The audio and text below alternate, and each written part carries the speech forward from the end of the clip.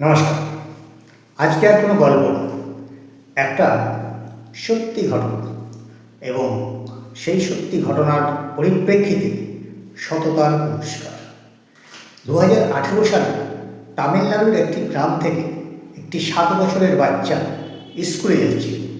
নাম মোহাম্মদ ইয়াসিন।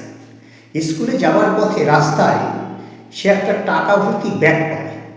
ব্যাগ পেয়েই সে দেখে অনেক টাকা তার ভিতরে। ব্যাগটাকে বগলে করে সোজা দৌড়ে নিকটবর্তী থানায় গিয়ে অফিসারের হাতে ব্যাগটি তুলে দেয়।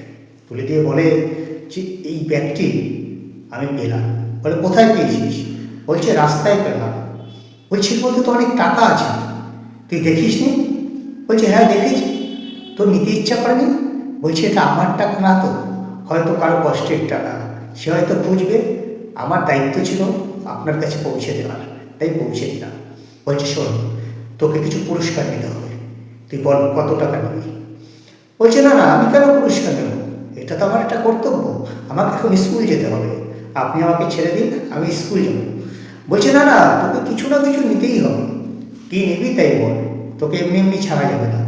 বলছে না না, আমি কিচ্ছু নেব না, কারণ আমি টাকার দাবিদার নই, এ টাকা আমার না, হয়তো কারো কষ্টের টাকা, আপনি তাকে পৌঁছে দিন টাকাটা, আমার দায়িত্ব আমি শেষ করেছি। এতটুকু বাচ্চার এই দায়িত্বজ্ঞানের কথা শুনে পুলিশ ইন্সপেক্টরের মাথা খারাপ। সে বলছে না বাবা, তোকে কিছু নিতেই হবে, বল তুই কী চাস? বলছে আমি একজন ফিল্ম আর্টিস্টকে খুব শ্রদ্ধা করি, নাম রজনীকান্ত, আপনি যদি পারেন তার সাথে আমার সাথে একদিন মিট করিয়ে দিন, আমি একটু তাকে প্রণাম করতে চাই, দুটো কথা বলতে চাই। বলছে তাই? আচ্ছা ঠিক আছে, দেখছি চেষ্টা করে।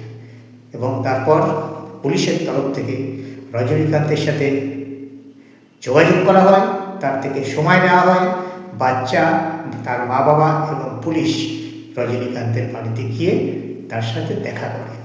দেখা করার পরে সমস্ত ঘটনা রজনীকান্ত শোনার পরে তিনি অভূতপূর্ব আনন্দে বিহ্বলিত হয়ে পড়ে। সেই বাচ্চাটাকে আদর করে তারপর বলে যে তোর মতো বাচ্চা যেন সারা ভারতবর্ষের প্রত্যেকটা ঘরে জন্মগ্রহণ করে।